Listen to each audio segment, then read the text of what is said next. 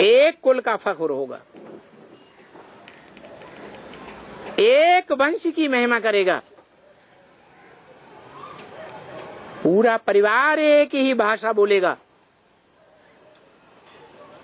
ऐसे नहीं परिवार का एक भांति कांग्रेस की बातें बोलने लगे, दूसरा भांति जनता पार्टी की बातें बोलने लगे, तीसरा भांति बहुजन समाजवादी पार्टी की बातें बोलने लगे। उस परिवार का मुखिया जिसको वोट देगा, पूरा परिवार उसी को वोट देगा।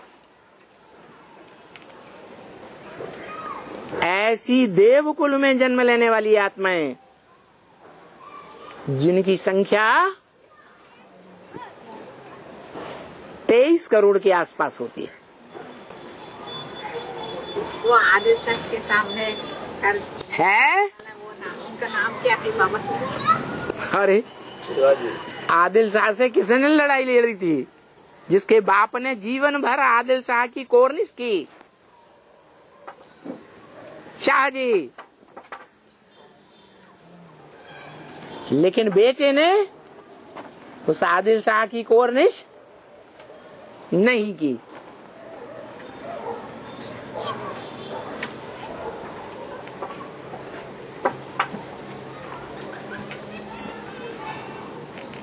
तो ऐसे ऐसे परिवार जो देवी देवता सनातन धर्म को तो मानते हैं, परंतु पक्के देवता नहीं बनते। सतयुग त्रेता रूपी युग में नहीं आते, भले इस दुनिया में आते हैं जिसे द्वैतवादी द्वापर युगी दुनिया कहा जाता है, परंतु अपने धर्म के पक्के होते हैं, धारणाओं के पक्के होते हैं। ये परंपरा भी कहां से चले?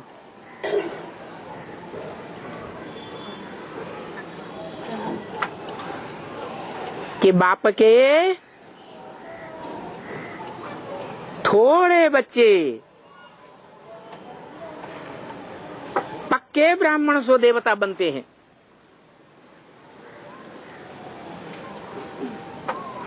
और जो ब्राह्मणत्व में पक्के नहीं बन पाते,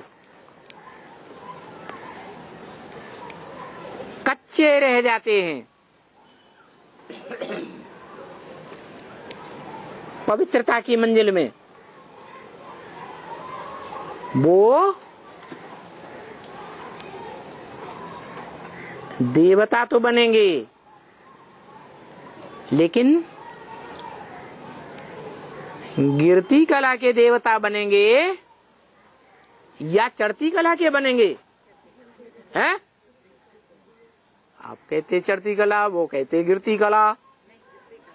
हाँ, मनुष्य सृष्टि रूपी वृक्ष में जो पहले पत्ते हैं राधा कृष्ण,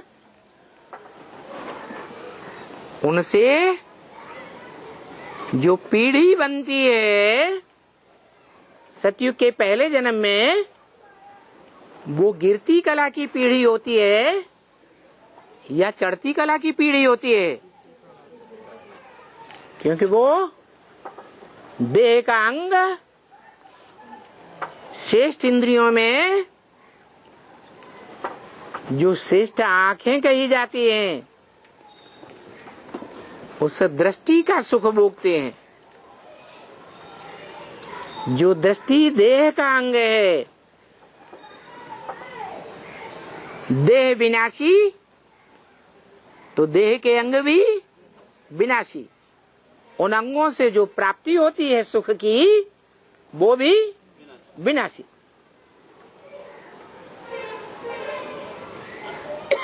उनको कैसा देवता कहेंगे?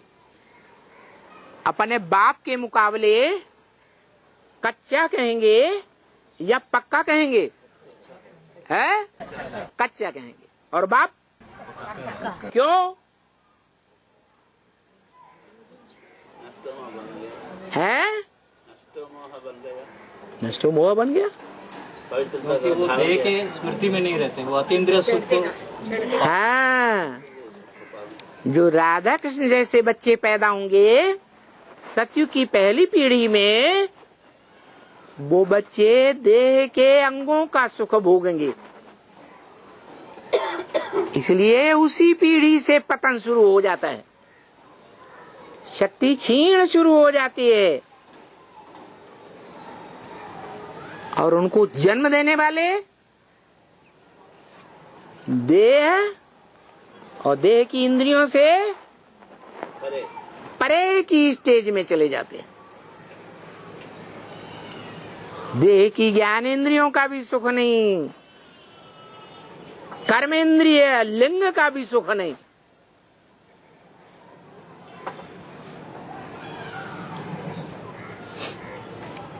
देह से और देह के अंगों से परे की स्टेज का सुख भोगते, आत्मिक सुख, जिसे अतीन्द्रिय सुख कहा जाता है। ये अतीन्द्रिय सुख पक्की पक्की वो ही आत्मा भोग पाती है जिनके लिए गायन है शास्त्रों में। अतीन्द्रिय सुख पूछना हो तो गोप गोपियों से पूछो। किनसे पूछो? गोप गोपी। क्यों? ये शब्द कहाँ से आया है?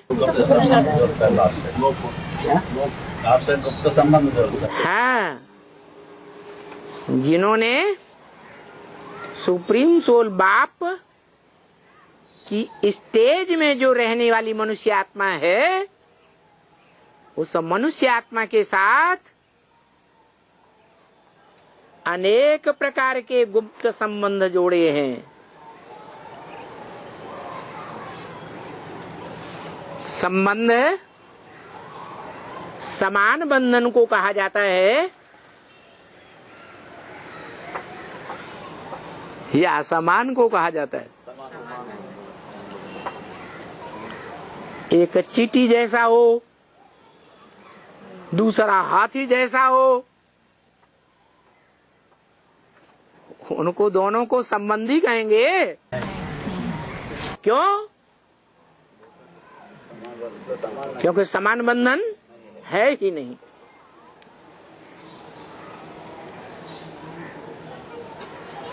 तो ऐसी समान बंधन वाली आत्माएं जो मनुष्य रूप में तो हैं, जब भगवान बाप संगम युग में आते हैं, लेकिन ब्राह्मणों के रूप में हैं, जो ब्राह्मण देव कहे जाते हैं, जिन ब्राह्मणों की आज भी पूजा होती है भारत में।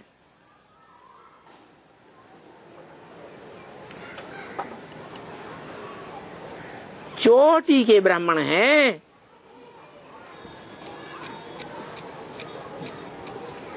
नहीं तो नौकरियों के भी ब्राह्मण होते हैं।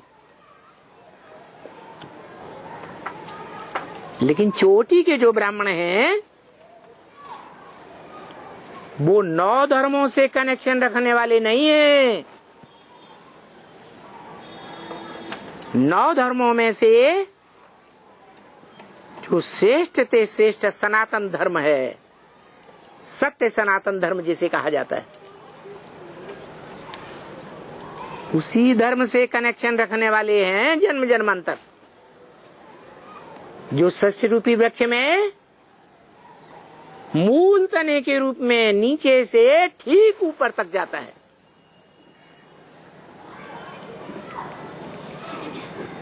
दाईं ओर की डालियों में कन्वर्ट होने वाले नहीं। भले भारतीय धर्म है, बौद्ध धर्म, संन्यास धर्म, सिख धर्म आदि आदि, भारतीय धर्मों में भी कन्वर्ट नहीं होते। वो भी विधर्मी है, वि माने विपरीत, विधर्मी, और बाईं ओर के धर्मों में भी कन्वर्ट नहीं होते, जिसे वाम मार्ग कहा जाता है। जो शास्त्रों में भी लिखा है कि देवात्माएं भी वाम मार्ग में चली जाती है। कौन से युग में? द्वैतवादी द्वापर युग से वाम मार्ग में चली गई। वाम मार्ग माने उल्टा मार्ग। कैसा उल्टा मार्ग? दाएं हाथ को अच्छा माना जाता है, बाएं हाथ को बुरा माना जाता है, क्योंकि दाएं हाथ से दान धर्म के काम किए जाते हैं और बाएं हाथ से गंदगी साफ की जाती है।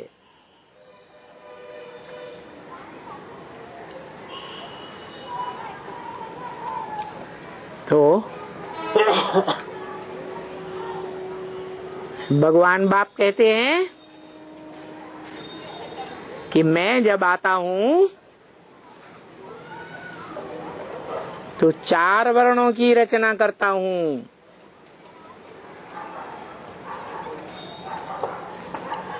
मनुष्य आत्माओं के बीच में।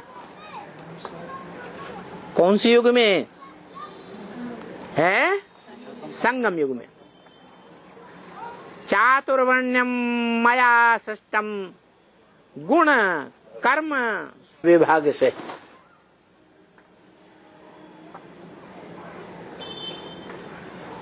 नौकरियों वाले ब्राह्मणों के गुणों को देखता हूं,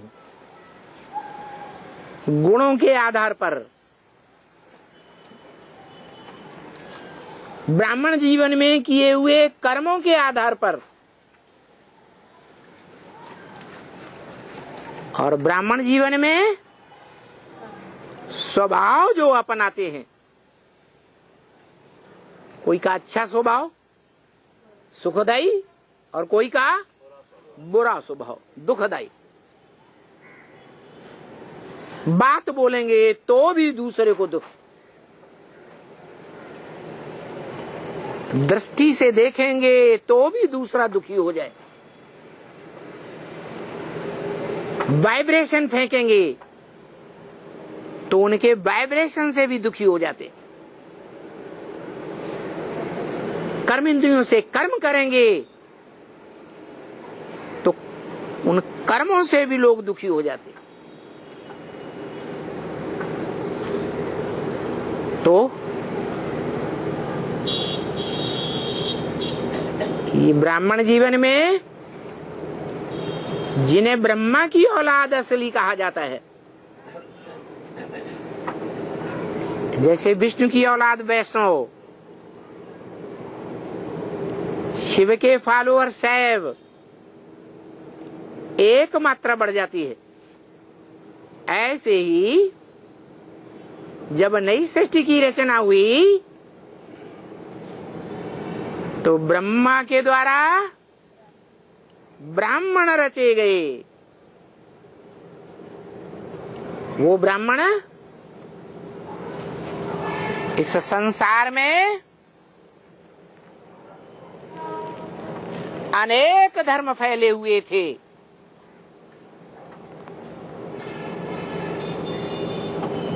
तब भगवान बाप ने कहा मनुष्य आत्माओं को सर्वधर्मान परित्यज्य, क्या सब धर्मों को छोड़ दे, सब धर्मों को छोड़ दे। तो क्या धर्म पिताओं को छोड़े या न छोड़े? है? अरे वो भी धर्म गुरु हैं, वो ही असली धर्म गुरु हैं। धर्म ऐसा झूठा झूठा धर्म स्थापन करते हैं देह के आधार पर, जो संसार नीचे की ओर जाता है। गिरती कलम, दुख बढ़ता जाता है।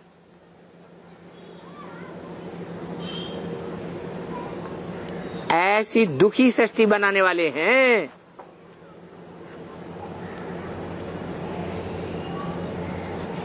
जो मनुष्य सृष्टि में धर्म पिता हैं, नर के रूप में राक्षसी पार्ट बजाते हैं। कर्म इंद्रियों का राक्षसी कर्म करना सिखाते हैं।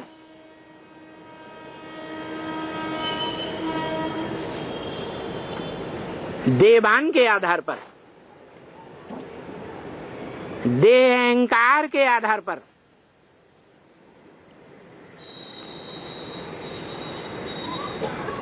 वो दैहिक दुनिया बनाते हैं। आत्मिक स्टेज में रहने वाली दुनिया कौन बनाता है? जहां मनुष्य आत्मिक स्टेज में रह करके देवता कहे जाते हैं।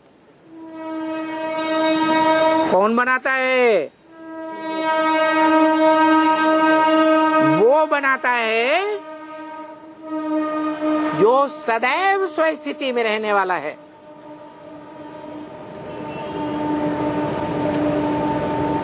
कौन? शिव बाबा।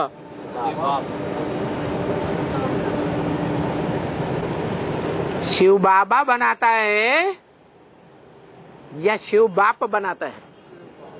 हैं? हैं? शिव बाबा बनाता है। शिव बाबा बनाता है। क्या बनाता है? हैं? आत्मिक स्थिति में रहने वालों की दुनिया कौन बनाता है? बड़ी मुझान पैदा हो गई। शिव बाबा बनाता है, शिव बाप नहीं बनाता है। संपन्न होने के बाद। अच्छा, वो शिव बाप संपन्न होता है पहले, फिर बाद में बनाता है। शिव बाबा संपन्न होता है जब तो विश्व पिता कहता है ना। संपन्न कौन बनाता है? बाप ही बनाते हैं, शिव बाप बनाते हैं। और जो संपन्न बनते हैं, उन संपन्न बनने वालों में उस श्रेष्ठ से श्रेष्ठ दुनिया जो स्वर्णिम संगम युग स्वर्ग कहा जाता है,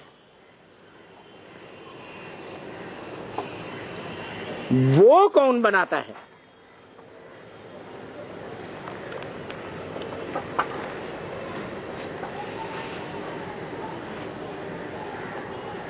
आत्माओं का बाप बनाता है या मनुष्यों का बाप बनाता है?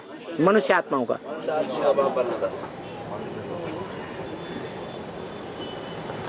मनुष्य आत्माओं का बाप स्वर्णिम संगम युगी स्वर्ग की दुनिया की राजधानी बनाता है, राज्य बनाता है। तो किस आधार पर बनाता है? पवित्रता के आधार से। कहाँ से आती है पवित्रता? पवित्रता का धारण करने से। कौन धारण कराता है? आत्मिक स्थिति। आत्मिक स्थिति कौन धारण कराता है? शिव बाप ही धारण करता है। संघ का रंग लेके लक्ष्मीनारायण है ना, सबका रचयिता है। हाँ, शिव बाप नहीं है ना। ठीक है। जो लक्ष्मी नारायण है, जो स्वर्ग का रचयिता कहा जाता है, वो साकार स्वर्ग बनाता है या निराकार स्वर्ग बनाता है? साकार स्वर्ग बनाता है। और वो जो साकार स्वर्ग बनता है, उस पहले सीन का नाम क्या है? 4 सीन है ड्रामा के, 4 युग हैं। सत्ययुग, सतयुग की पहली पीढ़ी में, सत्य के आधार पर। हाँ, सत्य के आधार पर। सत्य माने ज्ञान, God is truth, truth is God. सत्य के आधार पर जो सतयुग बनता है वो सतयुग बनाने वाला साकार नारायण है। जो सतयुग में चैतन्य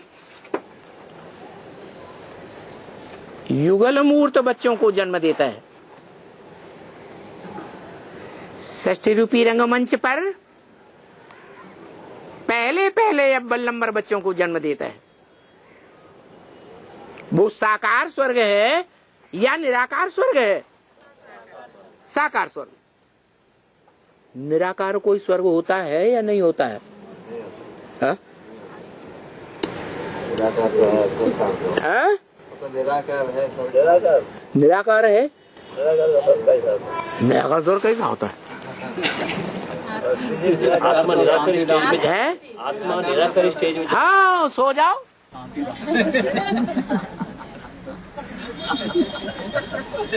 भगवान की वाणी चलती रहे, आराम से सो जाओ और मुंह ऊपर कर दो।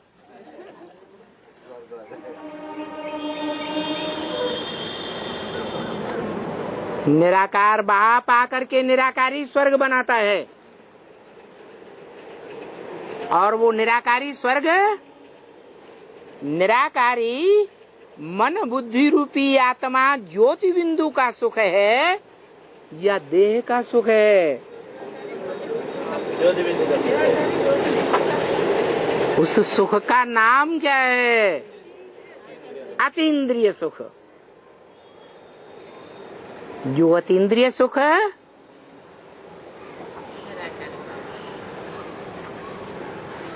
निराकारी स्टेज धारण करेंगे, जिनकी यादगार शालिग्राम है। निराकारी स्टेज शिवलिंग भी है।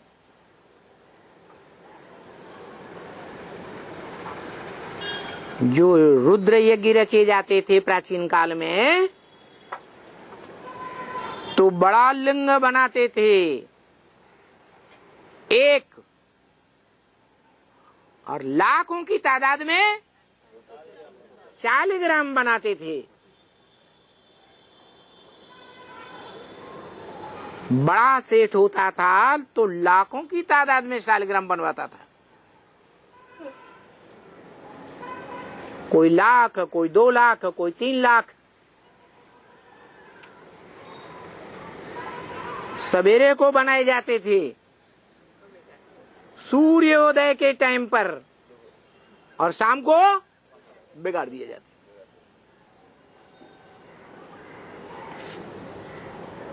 उसको कहते ब्रह्मा का दिन। ब्रह्मा के दिन में शालिग्राम बनते और ब्रह्मा की रात में शालिग्राम बिगाड़ दिए जाते। वो अज्ञान की रात, वो ज्ञान का दिन। जब ज्ञान पैदा होता है उन निराकारी स्टेज धारण करने वाले शालिग्रामों को कि मैं ज्योति बिंदु आत्मा, मैं विनाशी शरीर नहीं हूं, देह की कोई चिंता नहीं, शरीर भर कैसा भी हो आत्मा पावरफुल होनी चाहिए। किसने बोला? ये किसने बोला? अरे शिव बाप ने ब्रह्मा मुख से बोला। शरीर सड़ते जाएंगे, अटल वाक्य बोला। शरीर सड़ते जाएंगे, आत्मा शरीर सड़ते जाएंगे, आत्मा पावरफुल होती जाएगी।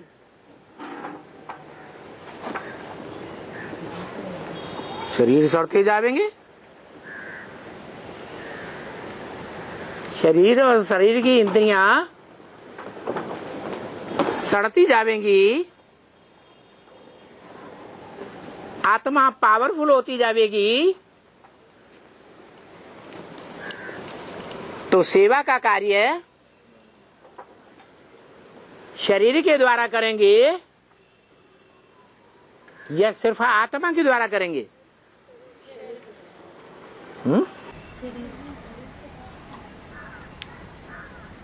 शरीर का कोई चिंता नहीं रहता है जब आत्मा जाती।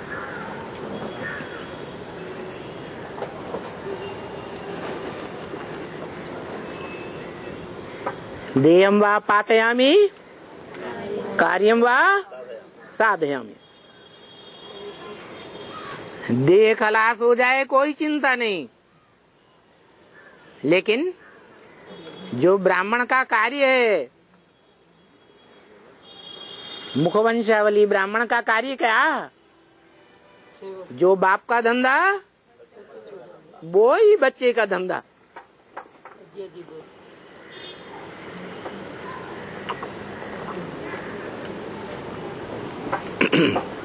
बाप का धंधा नहीं तो बच्चे का भी धंधा नहीं।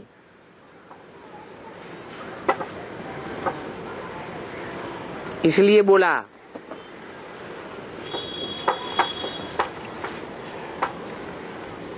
पहले मन मना भव, बाद में मत त्याजी भव। मन मना भव हो गए माने क्या स्टेज बन गई? कौन कहता है मन मना भव? अरे कोई कहता है या नहीं है? शिव बाबा कहता है मन मना भव। साकार निराकार का मेल कहता है मन मना भव। मेरे मन में समा जा, जो साक्षात्कार से बनाए गए झाड़ के चित्र में ऊपर बैठा हुआ है।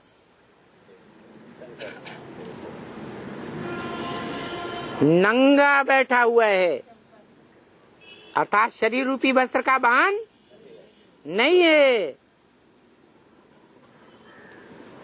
उसकी संपन्न स्टेज जो यादगार मंदिरों में दिखाई जाती है, उच्च संपन्न स्टेज की यादगार शिवलिंग, उसको वस्त्र दिखाई जाते हैं, है नहीं। इंद्रियां दिखाते हैं नहीं, माने देह रूपी वस्त्र और इंद्रियों का भान ही नहीं है। किसका भान है? ज्योति बिंदु आत्मा का भान है। जिस शिवलिंग की सात्विक यादगार द्वापर के आदि में सोमनाथ मंदिर बनाई गई थी, जिस सोमनाथ मंदिर में लाल लिंगाकार पत्थर के अंदर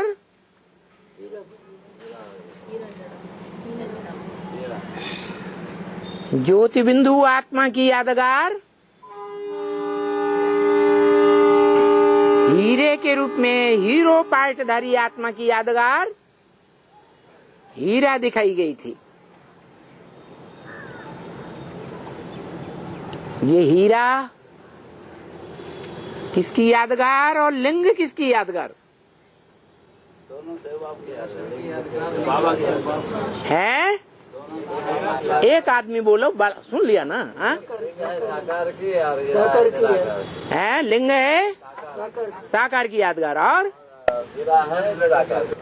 हीरा आत्मा के आत्मा सृष्टि बाप का आत्मा का याद है। आत्मा सृष्टि बाप को आत्मा का यादगार है। शरीर है मनुष्य सृष्टि के भाव संपन्न हो जाते हैं तो आत्मिक स्थिति को धारण करने के बाद वो बिंदु स्वरूप यानी शिव के समान बन जाते हैं। शिव नहीं बनते पर शिव के समान बनते हैं, इसलिए उनको बिंदी दिखाते हैं। वही आत्मा की जब देहाभिमान होती है तो लिंग दिखाते, शिवलिंग बड़े रूप में साकार होता है। देह रूपी लिंग साकार यादगार जिसको हाथ पांव नाक आंख कान नहीं दिखाए गए, अर्थात इंद्रियों की स्मृति नहीं है,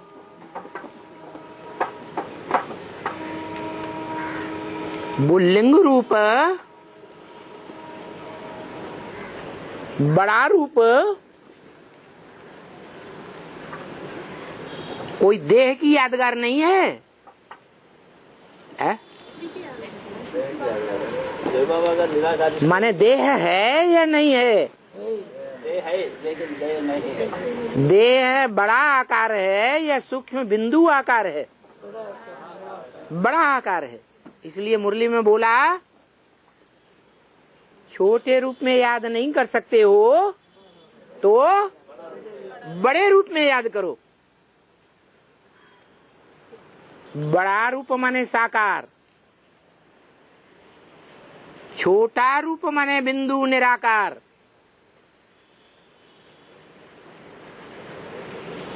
तो दोनों रूप अलग अलग हैं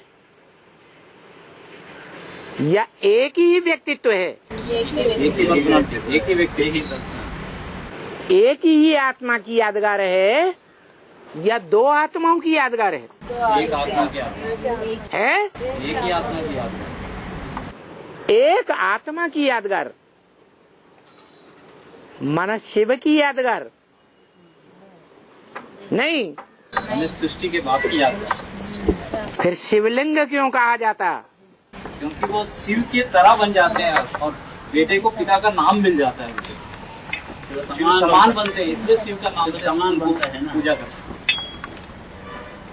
शिव समान बनते हैं, बाप समान बनते हैं, बाप तो नहीं बनते नहीं है?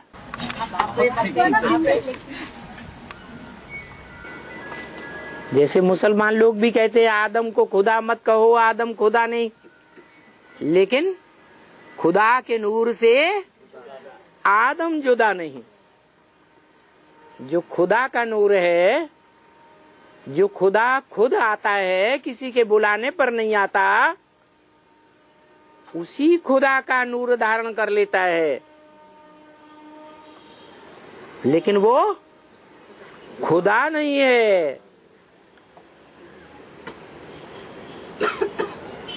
वो आत्मा आत्मा भाई भाइयों के बीच में,